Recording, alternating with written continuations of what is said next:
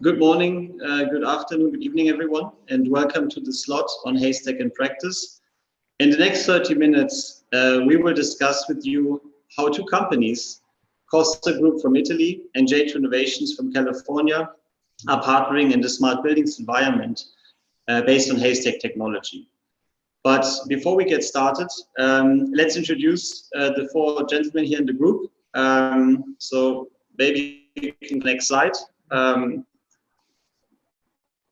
So my name is Alex. I'm the CEO of J2 Innovations. I joined the company a bit more than 2.5 years ago after the acquisition through Siemens. I've been in the controls industry for many, many years, and started with Siemens and moved into J2, and now since the beginning of the year in this new role as the CEO.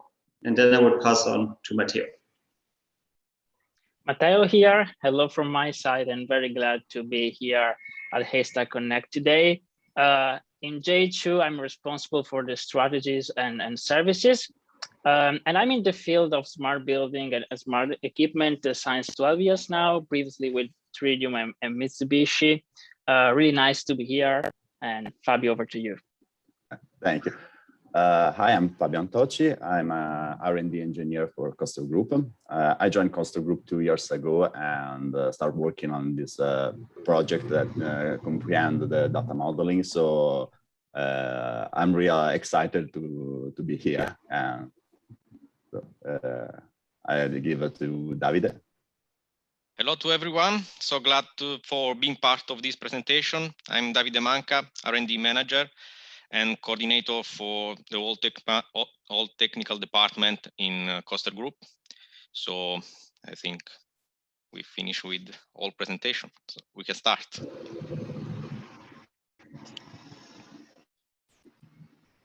Okay, so as I said, there's two companies collaborating, and to also get you a little bit better feeling of who the two companies are. So I start with J2. We're a California-based software company, as I mentioned, and we're actually also a co-founder of Haystack. We have one product, Fin Framework, which is an open platform for smart buildings, smart equipment, and IoT. And we do actually focus a lot on OEMs, such as Costa, that take our technology under their own brand into the market. We are owned by Siemens, but we are operating independently. Also to be able to collaborate openly with all companies in the market that have an interest and have a need. And yeah, also those that are potentially even in competition with Siemens.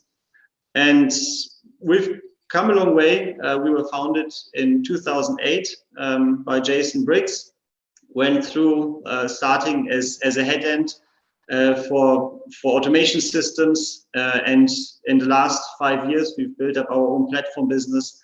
And we're excited also here today to share with you how that is being used, fully utilizing Haystack together with Costa. So Davide, on Costa. So for Costa, yes, I can make a presentation of the company. Costa Group is a family-owned company present on the market since 1963 with a base of thousands of devices installed during the course of its history. We are one of the leaders in technology for regulation and remote control for HVAC plant with, say, a full catalog of automation devices and field components such as actuator, valve, and sensor.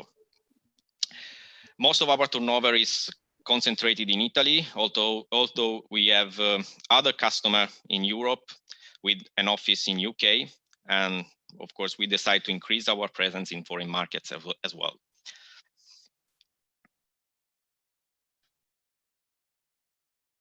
Okay, so let's get started with the challenge. If we go to the next slide. So you guys, Davide, you are in the European standard controls market, and you're especially focused on Italy, and you see a lot of trends coming to this market, a lot of dynamic changes to the market, especially recently, which comes along with challenges, but also opportunities. So tell us a little bit more about what the current situation is. Yes, I mean, it is important to understand the demands and the opportunity, as you said. So what the market is asking now is to have a platform for, of course, a building automation with an holistic approach and the chance to, let's say, integrate all the system, all the system that contributes to proper management of the building. The focus is not only on the technical feature, but also to an easy user interface, and I would say the whole operability of the system that requires fast action times and use of course, up-to-date technology. Last but not least, system must be scalable and flexible now. This allowed to the system to work in a distributed architecture that supports the growing demands of the edge computing. Okay. So this is yeah. So basically, increasing demands, partly coming from digitalization, coming from probably also European legislation, requiring more and more energy efficiency in smaller buildings, big facility management companies having a big play in this also, requiring more from those sides. So with all these challenges that you have in front of yourself, what does it take to make it happen so it works for you as a company? So first, we focus on the communication side. So moving from the proprietary protocol to an open standard communication. So in our case, the Coaster bus to the BACnet protocols. This activity was the first step, so just the preliminary step. Because of course, our main goal has always been to create solutions that allow to control and regulate complex systems by making the commissioning activities as simple as possible.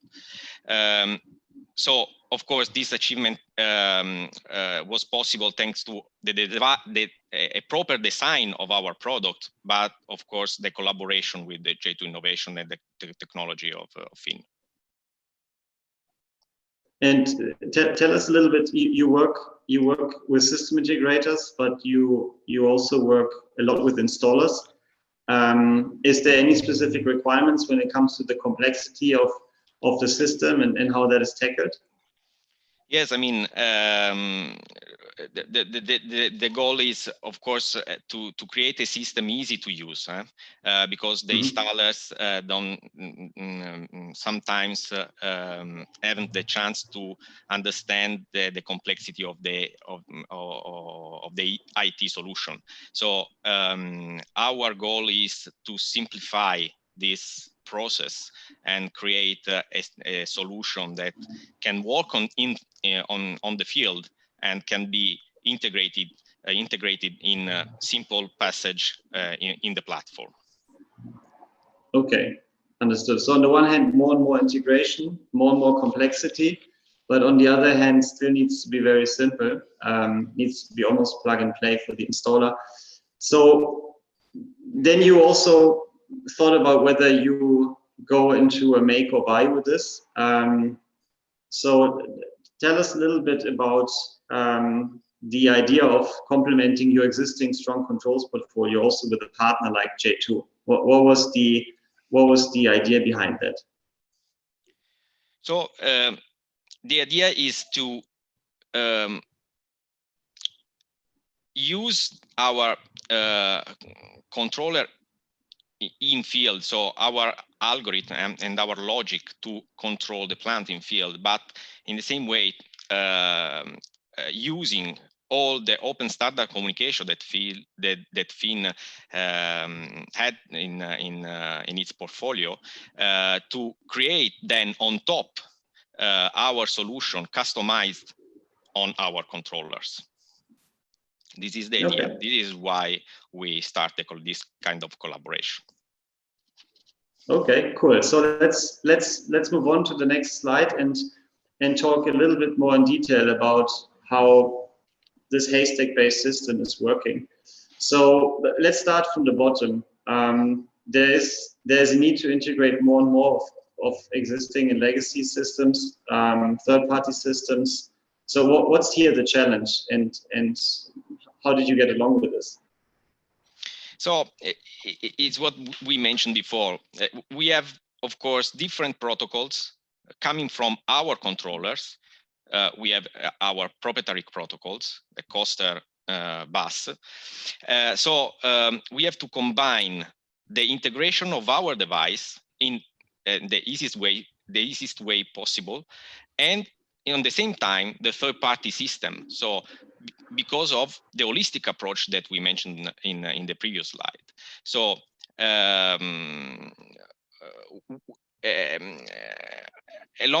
of course, this is the first step, and we really needed a way to harmonize all the data and their semantic meaning for the easy visualize and control of all of the different subsystems inside the building.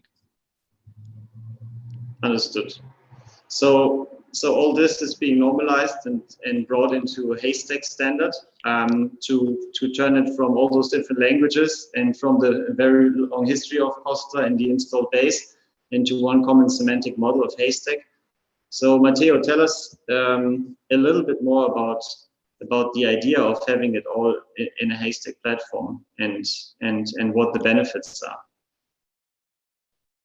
Yeah, sure. So we provided Coaster our platform that is completely based on Haystack 4 to give them all the different functionalities of integrations from different protocols and different features that enable them to apply a full semantic model and tagging to all the different assets and devices.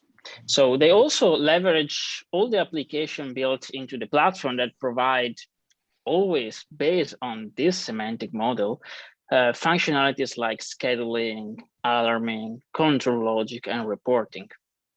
But more important is that on top of that, due to the extensibility of the platform, the possibility to run it on edge and on the cloud in a seamless way, thanks to this data model that is all behind it, Coaster had the possibility to develop other applications for adding value on top to their solution for their specific markets, as Davide already anticipated before. So, right, Davide, which kind of application was really key in your area of the business so that you develop on top of the platform? I mean, on top on the Fin platform, you mentioned it's based on Haystack 4. We build Wizard for a plug and play setup of our controller and field devices. Furthermore, we build custom configuration hub to easily change the device behavior, as well as custom dashboard to visualize all the information and interact with, of course, the end user.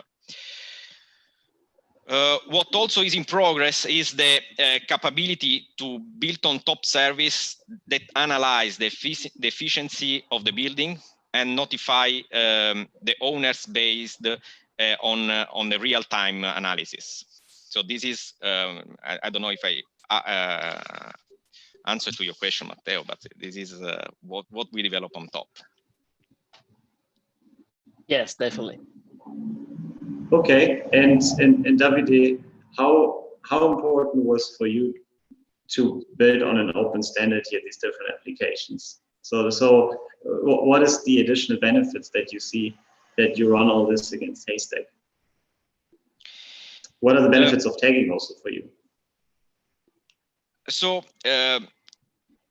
of course, as I mentioned, the communication with the plant is fixed because we goes to an open standard protocol. So this is fixed. What Haystack add to our solution is an additional integration to our platform for our customer, for example, that has to analyze data for other user, not related specifically to building automation sector. So the Haystack provide us and to our customer a sort of common ground to take the data also from the platform, data that comes from the field, in particular from, as I mentioned before, the building automation protocols. Got it. Okay, so thinking back how we started this, and this market is evolving. There's lots of trends. One big one is the deeper integration and the more diverse integration. That's something that you guys tackle with Haystack now. There is a need for continuous innovation. That is much more easier from what you say if you work against a common standard, because then you have a streamlined approach to do that, and you have a common set of data also that you can work against. And then the key, I guess, for you guys was also the plug and play piece that is mentioned here. So yes, it's still an installer-based market. So there is no ability to bring in integrators at any point in time to do those integrations, but it needs to fit very well to your existing channel. So Fabio, let's go a little bit into what you've actually done in practice, because it's called Haystack in practice, and share with us a little bit the solution and how it looks. Yeah, sure. Okay, so we started, as Davide said before, due to our heritage with two different family of device, and actually one more is coming. So we have different protocols, we have different user interface, we have even different option of configuration. So with Frame frameworks give us the tools to use the data modeling and be able to bring everything in a single environment, where those differences were reduced to the minimum, and give to our clients and technician in a way a seamless experience.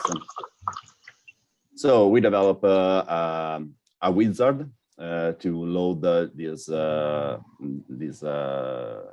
configuration. For example, the first wizard, the first family can bring the file that we use to configure the device actually inside the Coaster web, and use it to set up the entire project. The first step is just with just a couple of configurations, so the project structure, and then the connection settings. And just with those quick steps, we were able to integrate everything and already control the device. At the same way, with the same philosophy, also the other family of the device could be integrated and work inside the FIN framework. So we are able with just the two steps. So now the provisioning is the same for both of the family, and there is just one interface, one situation where to do everything. But at the end, we have also the same user interface of the past. So for our long time clients, there was in a way a seamless migration from the previous solution and the new one. Obviously, we did, and we are doing more than this. The other is the wizard under the hood is also subdividing our devices, so in a functional units, and take all the points from the devices, subdivide in functional units, and try to build from and tag all the points. For example, here we have two different devices, the two family, and the system already find out that there are some heat exchanger, but there are also differences between the two kinds we have here. The purple one are radiator, and the green one is domestic water. So already tagging all the data. we were able to create all the different logics and to automate and optimize the consumption on a lot of things. They can work seamless over all the device. The same way, we have also create overview, a dashboard to see all the information. And as we can see here, for example, we had before 3 radiators, and now we have 2 connected and 1 disconnected. But still, we have all the information of the system in one single overview. Thanks to all this, all the data modeling, we can bring the old, in a way, the previous reality, so the previous interface and everything in one environment, but at the same time create over top of this some solution that can work all over the different protocols or different device. And even with the third parties devices, if they are tagged correctly, so with the right, obviously, data models, the right dictionary in a way, they can also be added to those interface and solution and also logic. Okay, cool. Thanks for the demo. So what are the key takeaways? We started with the increasing demands that also come largely from digitalization. And they change very quickly now, markets that have for many, many years not changed so quickly. And technologies yet need to be simple enough that they still fit to those markets. There is increasing demands, but there's also a need for simplicity. And I think we've learned it all in different industries, and we also see it now more and more in the building industry. No one can do it all by themselves. We need to build partnerships. We need to build collaboration in order to create something for the customers that can fulfill all the different kinds of demands. And here in our example, Costa and J2 work together to use the huge foundation of Costa with the strong controls portfolio to work together with another company, J2 and Finn, to expand this with an offering that allows advanced data management and integration.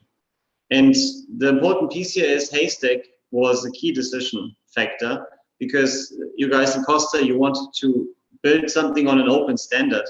You wanted to make sure that you're not locked into a proprietary system. So Haystack was for us a mean of building up a collaboration across the industry for the better good of our customers, our joint customers, and especially the Costa customers. So these are the takeaways.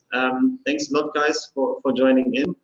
And yeah, I think there's a few more minutes left. So if there's anyone with a question, we would be happy also to answer that.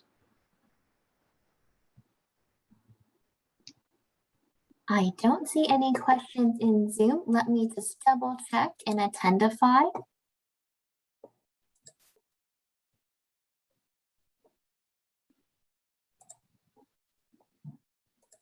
I think people must be tired sometimes in the morning. We don't get quite as many in this first session, but if anybody has questions, they can still put them in the chat, and we can either take them live now, or we can have our speakers can respond to them via the chat itself. Oh, we do have a question. What kind of communication protocol are you using for the IoT devices? So, Matteo, I think. Yeah, I can take this. So for IoT devices, we develop different protocols. One of the most used one can be using MQTT as a main one, let's say. Anyway, what we also have is what we call connector framework. And so we have the possibility to add all the other different protocols if we have some specific requests that can be easily entered. Okay. Would they be Wi-Fi based? And so will they be Wi-Fi based? yes, You mean for the hardware side, or I think it's I'm not quite sure what that means, but I think we see it. I mean, we do see that more and more. I think that the trend for Wi-Fi or Bluetooth or similar over-the-air integrations was long in the news, but never really proliferating. Now, actually, in the last years, we actually do see the proliferation coming. Also in Europe, there is more and more demands for this, especially because of we talked about this in the beginning, the regulations, the legislation requiring retrofit of existing buildings. And when you talk about a retrofit, it becomes more and more apparent that Wi-Fi, Bluetooth, LoRaWAN also are good solutions to make that happen. Yes. Okay. Is importing your application file to build your database all done in Fin, or did you develop your own? And part two of that is, did you develop your own pod or connector to do this? Yes, I can take it.